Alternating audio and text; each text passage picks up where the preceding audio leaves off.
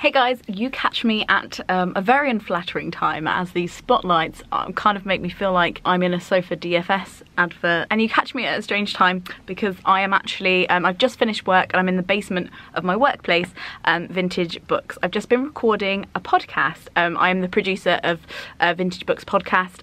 You should listen to it, it's really great. Hashtag not spawn. We've had like Sarah Jessica Parker on, Yuval Harari, and we've just had the translator of Murakami's new book in the studio, and we were chatting to him and it was really great. And I was just thinking about this reputation that some books have, because Murakami is one of those authors that some critics will say is too simple, and it was really interesting to hear from the translator because he was talking about how it's incredible that the book has been translated into so many languages, and the kind of ease with which he can sometimes translate it. The emotions that are described in it are so honest and real, in a lot of ways universal. There is often a word for it in English, and while translation can pick new meanings up and lose other meanings on the way, I thought it was just a really interesting point. And it made me think about a video documentary that my friend Ariel just uploaded to YouTube a few days ago, and it's called #Poetry, and it's all about Instagram poets and the mega publishing event, and also reader event, but really for the publishing industry shook it up, that is Rupi Kaur, and how her books have performed in a mass market, and when the poetry market was on a downward trajectory, and how incredible that was, and why so many people are skeptical about it. I'm not somebody who's an expert in Murakami. I think I've read one Murakami so far, although I'd like to read more. It made me think about the wider issue of what we consider literary and what becomes worthy. I think, like, the challenge of literature, in my opinion, hashtag all my own opinions, nobody else's, is that it takes a real skill to talk about, to create a really specific situation, a really specific character that isn't universal, and is very much their own character, and therefore the more specific I think a character is, the more real they feel, and then go back into the universal. So narrowing down this fictional idea of a person, and going from like, oh, they're a man in their mid-50s, to what ethnicity are they, what are their interests, what are their beliefs, what are their bruises, where are their emotional tender spots, where are their evils, where are narrowing something down and then making it universal again in some way, and making a wider commentary about something in a very subtle and nuanced way. I guess a lot of literary fiction, the good thing about it, I think, is that it can come to very nuanced conclusions, and it can really complicate narratives where narratives are too simple. And that is why I love literary fiction. And I think it has a real place, and I think it has a real importance, and that's why I can see the side of the argument where there's people who are like, well, why are these really simple things becoming popular? But also, I made a video about this a while ago called Isn't It a Shame That People Read Stupid Books?, where I talk about this elitism around meaning and what people draw meaning from, and why we judge certain types of meaning and certain types of literature that set off that meaning in different ways to others. And it's got a lot to do with class, it's got a lot to do with race, often to do with gender. I recently read this incredible book called The Wife by Meg Wolitzer. There's a film of it, you should read the book. You should also watch the film, but like, oh my god. I'll make a different, if you want me to make a video about The Wife, please leave a comment below, because I'll be interested to see if you want to hear about the myriad of thoughts I have about that book. But it made me think about, this lighting is just, what's happening? Oh my god, I'm a YouTuber who talks about the lighting in their videos, like, please take me out and shoot me. Yeah, there's something that I can understand in that argument for people who are like, well, good books are hard, deal with it. But also seeing that there are always moments where, and I think some of the cleverest writing is actually very universal and nuanced at the same time. It's really hard to hit that. I think a lot of literary literature has to go in and then go out. But I think there are some really great crossover work, you know, like Crime and Punishment, Philip Larkin. I'm trying to think of other examples I can genuinely say like that I think are, but like those moments when so many people have read something. Maybe Dubliners as well, like where something is like heavily literary, like, oh Jesus Christ, but also lots of people have read it who all have very different walks of life and different education levels, and gone like, yeah, I really identify with that. So I think there is a space for that. Whether Rupi Kaur is in that or not, It's not for us to say, I think it's for the next generation to say. I think a lot of what we consider good now won't be remembered as a classic, and lots of things that we've ignored at the moment will probably be huge in the future. Like, take the sales of Moby Dick when it came out. Like, nobody gave a shit about that book for a very, very long time until the author was dead. So it's not really for us to say, but I also think that even if Rupi Kaur and Instapoets,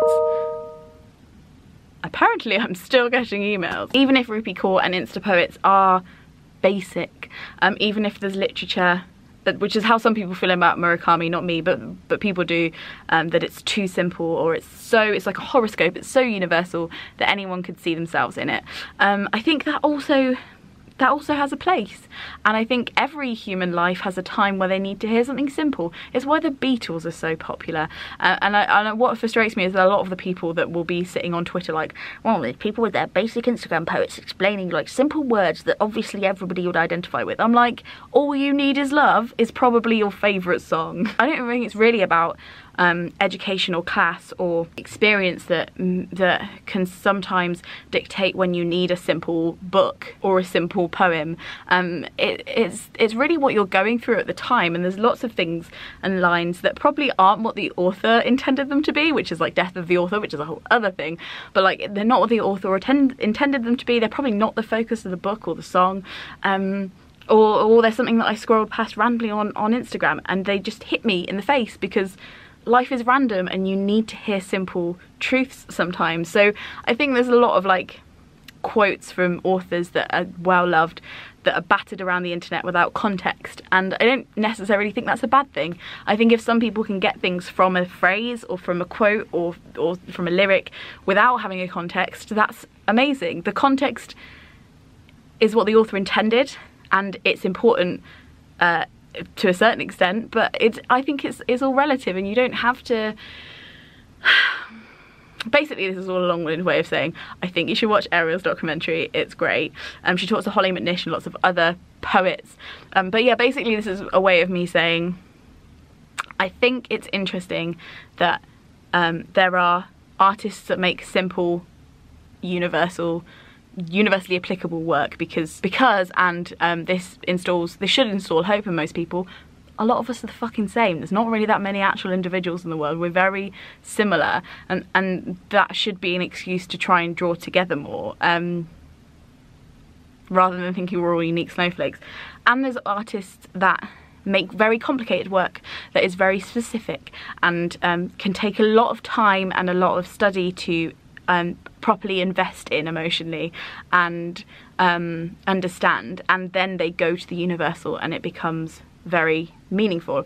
Or perhaps they don't go to the universal, and actually what you've done is you've spent 800 pages understanding one specific character that will never teach you about any other characters ever, because humans are also very individual and very specific, and that's totally fine. And then there's people who can write both, and I don't think even the authors know when they're writing those characters. I think they're kind of magic almost. Like, I don't know how those moments occur, because they occur in every culture and discipline, and they occur at unexpected times in the author's life, and they're both measurably disciplined and artistic and innovative in their own way. And I think you can measure that to a certain extent. Like, say with literature, you can measure whether something is technically good and achieve something, but that doesn't mean that it will have heart as well. Like, things can be technically successful but also just have no. Stop emailing me, man. It's probably me emailing myself. I do boomerang my own emails. Anyway, we don't know how that happens. That's magic, and there is a technicality to it, but there's also a heart, and I think all three things can exist together, and you as a person, as somebody who is consuming art, can flip between them, and it doesn't mean that do you know what I mean? Like, I've met so many academics that are huge Buffy fans, and I've met people who are really into Insta poets and will probably never read a classic, but might go on to read a poetry classic now, because poetry has become something they're invited to and something that is accessible to them and that they don't feel shut out from. I don't think there's anything wrong with that. So yeah, that's how I feel about the criticisms around simple art and like basic quotes and stuff like that. And it's okay as well for me to want that all to exist and not enjoy a lot of it. And it's okay for me to roll my eyes at it and be like, well, it's not okay for me to roll my eyes, but it's okay for me to be like, I do not want that fridge magnet literature. Because I'm not at a point where I feel like I need that specific thing or that specific topic that is written about. And it's okay to turn it down. I think also there's a lot of like academic poets who feel like because Ruby Kaur is really huge, they must read her. And I'm like, no, literally you don't. You have no obligation here, sir, it's fine, like move on, carry on with your Tolstoy life. So yeah, I think there's also a pressure that we maybe need to take off them, that they subconsciously have, where they feel like they need to join in because poetry's their thing, or academia or literature is their thing, and they should be, they feel like they should know about it or read it, and they don't want to, so they reject it completely and say that nobody should read it. And I also just want to release them and be like, look, listen, if you don't want the basic poems, you don't have to be in any way involved in the conversation around the basic poems. But yeah, I think it's also like a shelving issue in the wider sense of the word, like how we categorize things. Like poetry is a very general term. I think that we should have more specific ways to describe it, in the same way with books and everything really, humans. Oh dear, I should go home. I don't belong here now. It's definitely after 5:30 and I should go. But anyway, sorry that I haven't been making videos very much, full-time job life. And also I'm trying to write this book and I don't know why, and maybe I'll make a video about that another time, like, but I'm just so obsessed with it, and I've recorded a lot of big videos, but I'm just so obsessed with like writing this fucking book that I can't, I'm cheating on everything else with it. Do you know what I mean? Like I'm like, oh well, record a podcast. No, I keep having ideas about it, and I'm kind of addicted to it at the moment. So I'm riding that wave. Who's ready for NaNoWriMo? I'm not, but we'll probably do it anyway. I don't know if I might do NaNoPlano, where I just try and like plan more bits of my novel. I don't know. Let me know if you're doing it. Maybe we should make like a little NaNoWriMo group or something. How are you? That was rude of me to do a monologue without asking you how you are. How are you? You good? Good. Good. Good. Okay, I'm gonna go. Listen to the Vintage podcast because it's really great because I make it. Yeah, watch Ariel's documentary. I'll leave the link below. Okay, bye.